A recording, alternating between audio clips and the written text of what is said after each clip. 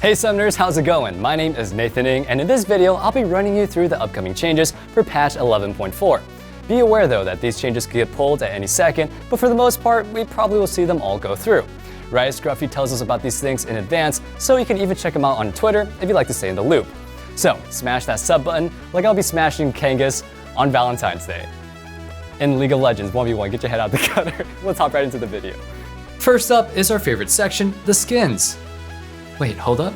You're telling me that there aren't any planned? Well, my disappointment is immeasurable and my day is ruined. I'm left hoping that Riot surprises us with some on the patch day. Alright, now on to the balance changes. So we're going to talk about some system changes. The most notable one in this patch are changes to the jungle. If you've been following our videos, then you'll know that the jungle is being changed. We expect to see the following nerfs. Yeah, they're nerfing the entire role. Grom's base HP is being reduced from 135 to 182.25 to 125 to 168.75. The gold is being lowered by 20 and the base health of the camp is going up by 100. Large Krug's base XP is going down from 37 to 49.95 to 27 to 36.45, and the gold also lowered by 10. Small Krug's base HP on the other hand is being reduced from 18 to 24.3 to 16 to 21.6. Finally, Razorbeak's base XP will be lowered from 45 to 60 to 75 to 35 to 47.25. The gold is being reduced by 10 as well. Compared to the initial changes that we expected, these are slightly less harsh. Small Krugs originally had their gold payout lowered, and the Razorbeak's base HP was increased by 100, but these changes have been scrapped. I know there are a good number of you guys who disagree with the changes, but I also know a lot who want them to go through. Let me know your thoughts. On this topic, I actually have a question of the day for you as well. Which role do you think needs nerfs? Again, this is my personal opinion, but I do feel like junglers had too much agency and the nerf is kind of justified. Please, please don't attack me. If there is one thing I disagree with, it's that we don't need jungle camps to be harder to clear. This hurts diversity. I think the lowered XP and gold was enough. Let me know what role you think needs nerfs in the comments down below and how you guys would do it. Now, let's go ahead and get back to the changes. Next, we have changes for items. Do you guys want the good news or the bad news first? Doesn't matter, we're gonna talk about the bad news. Ah yes, the nerf so many of us wanted to see. As a follow-up to Staff of Flowing Water's nerf, Moonstone Renewer is next in line. Moonstone Renewer's base health is being reduced from 70 to 100 to 50 to 100 based on level. So yes, you'll still have the same impact in the late game, but players blindly building this item solely for the value aren't gonna be too happy. However, I am content with this change, so let's go ahead and talk about the item buffs. First for buffs is Everfrost. It's receiving a good number of them. Starting it off, the cast time is going down from 0.25 seconds to 0.15 seconds. Next, the build path is getting buffed as Kindle Gem is being added. At the moment, you can finish the item for 1250 gold, but 800 of that is being transferred to the cost of Kindle Gem, meaning that you have more small purchases that you can make along the way. The health is going up from 200 to 250, and finally, the active damage is going up from 100 plus 30% AP to 125 plus 35% AP. Everfrost is looking so much stronger this patch, and I wouldn't be surprised if it suddenly outclassed Luden's next patch. Next is Cosmic Drive. Keep this between you and me, but I kind of forgot this item existed towards the end of the preseason. It's purchased so infrequently and for good reason. It's way too niche, and the usage is so conditional that it hurts. The good news is that the buff addresses the issue with the item. Its movement speed bonus on the spell is being removed, but in its place is a new passive. If you have at least 160 AP, you gain 20 ability haste and 10 to 30 movement speed. As a result, the base ability haste is being lowered from 30 to 20. You can gain 40 ability haste from a single item, and that is absolutely insane. This item's gonna be an incredible purchase for glass cannon builds, and I can see many Daredevil players building it. Ginsu's Rage Blade is also being buffed. The attack speed is going up from 40 to 45%. I'm a little bit disappointed because I expected something bigger. Spearheading the buff to Grievous Wounds items is Chemtech Chainsword. Its health will be increased from 200 to 250. Mortal Reminder is next with its AD being buffed from 20 to 25. Finally, Morellonomicon is having its AP increased from 70 to 80. These items definitely need buffs, not because they're weak, but because their smaller components were usually better purchases to sit on. There's currently very little incentive to upgrade Executioner's Calling or Oblivion Orb. It's pricey, and he gets a little out of it. I think that with these buffs, players won't do it often, but at the very least, you get more for completing the item. Since mythic items also give you bonus stats for completing legendary items, these upgrades are going to be much more justifiable next patch. With that covered, let's hop into the champion changes next. First, Renekton is getting a nerf. His Q healing for minions is being reduced from 3 to 9 to 3 to 7, and then powered healing down from 9 to 27 to 9 to 21. While this isn't a huge nerf, it's gonna hurt Renekton's mid and late game. I don't expect his win rate to change very much, and in many cases, the change won't be noticeable when you're playing against him. It's one of those changes that you won't feel unless you play him a lot. Camille is finally getting a nerf after all this time. High elo players have been raving about how overpowered she is, and in the next patch, her W's cooldown has been increased from 15 to 9 to 17 to 11. Although it's not a game-breaking change, this means that she won't be able to poke down her enemies as frequently as before. This change can definitely mix up the dynamics of certain matchups, specifically against champions that love to get in her face and force fights to the death. I also want to take a second and mention that we're offering discounts on ProGuides subscriptions. Head over to ProGuides.com and use the code RANKUP2021 for a 20% discount. We're running this discount up until the 20th, and you don't want to miss out. Skarner has been a little bit OP, but it's been hard to notice because of his low pick rate. He's been getting a small nerf next patch, and it's definitely still worth learning him if you were thinking about it. His base HP has been lowered from 601 to 580, and his health per level from 90 to 85. Although he'll be a little bit squishier, Skarner will still be doing his job. His gimmick is to run in, ult a target, and drag them to his team for a kill. A little missing health won't stop him.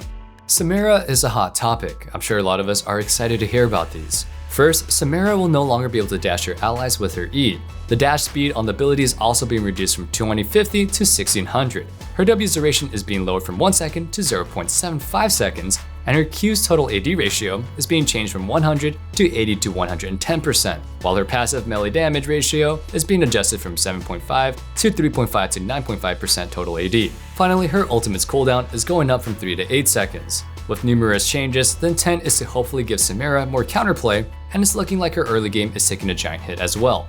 Kai'Sa is also getting nerfed. Her Q base damage per missile is going down from 45 to 110 to 40 to 110, meaning that the max single target damage is going down from 101.25 to 247.5 to 90 to 225.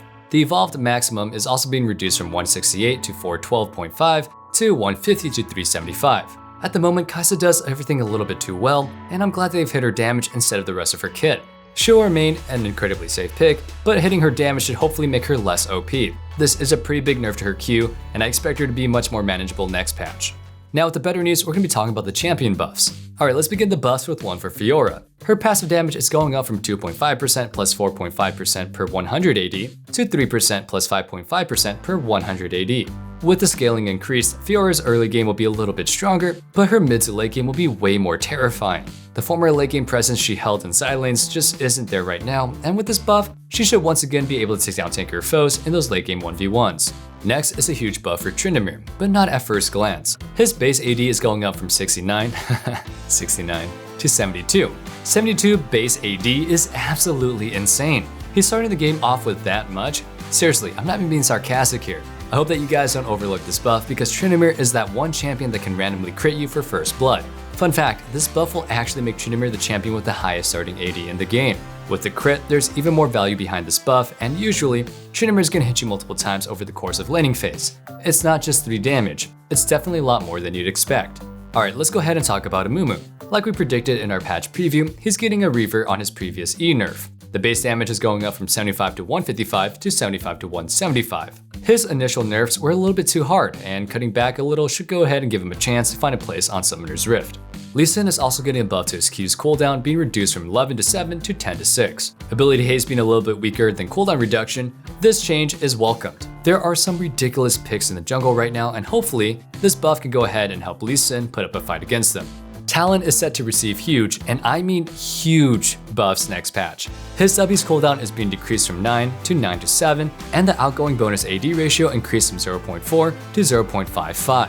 This is not the ability I expected to get buffed, as it's his most important one. This helps out Talon mid to late game clear waves, and of course, his damage output in teamfights. With some ability haste in this build, Talon will be frequently able to cast his W with practically no window to punish him for it.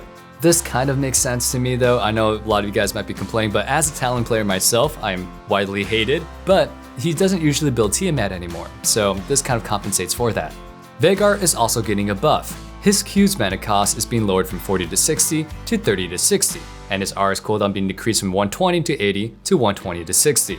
Both his early and late game have been buffed, but in a way, it just simply increases his ability to scale. The lower mana cost on his Q early should go ahead and make it much easier for him to sit back and farm and build up some ability power to start games off. In the later parts of the game, Veigar should be able to score takedowns with his ultimate more frequently and thus gain more ability power as well. The lowered cooldown also means that if he was successful in farming early on, he'll be able to send his opponents back to the fountain with a single button. Now let's talk about Caitlyn. Oh man, I'm kind of scared of this buff. Her AD per level is going up from 3.3 to 3.8, and her attack speed per level from 3.5 to 4%. The last time they buffed her AD per level, her win rate actually jumped up quite a bit. One more round of this alongside a small attack speed buff is definitely going to really help her out. Honestly, she might become broken again soon, and that's not something I'm quite looking forward to. The great news is that her early game is basically unaffected, so at least she isn't as oppressive as we remember in our nightmares. Jinx got some changes on patch 11.3, but they ended up with a net neutral result. The intent was to buff her, so the nerf that was added as a counterweight to the big buffs that she got are getting pulled next patch. Her base health will be increased from 550 to 610. Varus, who's been in need of a buff, is getting one next patch as well. His W active bonus damage is going up from 0 to 50 to 0 to 80% on a charged Q. As a result, the maximum value is being increased from 9 to 21% to 10.8 to 25.2% of his target's missing HP. This buff should definitely be able to give Varus the boost that he needs. Braum is also getting some love next patch, unlike me on Valentine's Day. His ultimate's cooldown is being reduced from 140 to 100 to 120 to 80 seconds. The previous cooldown was clearly way too long. A 140-second ultimate cooldown on a champion who is slightly underperforming is definitely too long. With the cooldown a little bit lower, Braum players should hopefully have it up for important mid-game fights. With an 80-second cooldown in the game, reduced by any ability haste built, Braum should also have it available for basically every team fight. This is a nice buff, and he'll definitely be noticeably stronger. Finally, with some upcoming nerfs to Moonstone Renewer, Soraka is getting some buffs as well. Her Q bonus movement speed is being buffed from 15 to 25 to 20 to 30%, and her W's base heal up from 90 to 230 to 100 to 240. The heal buff should offset the early nerfs to Moonstone Renewer, and in the late game, she'll end up slightly stronger than before. Also, the Q buff is convenient for Soraka players as they will be rewarded much more heavily for landing their Star Call. With extra movement speed, they can kite enemies way more easily and keep themselves out of harm's way. That will wrap up our upcoming changes for patch 11.4. Thank you guys so much for watching, and if you enjoyed the content, make sure you like the video and hit that sub button, as well as hit on me in the comments down below. We got plenty of other content coming out, so you don't want to miss it. Until then, stay safe, stay healthy, and have a wonderful day. Peace.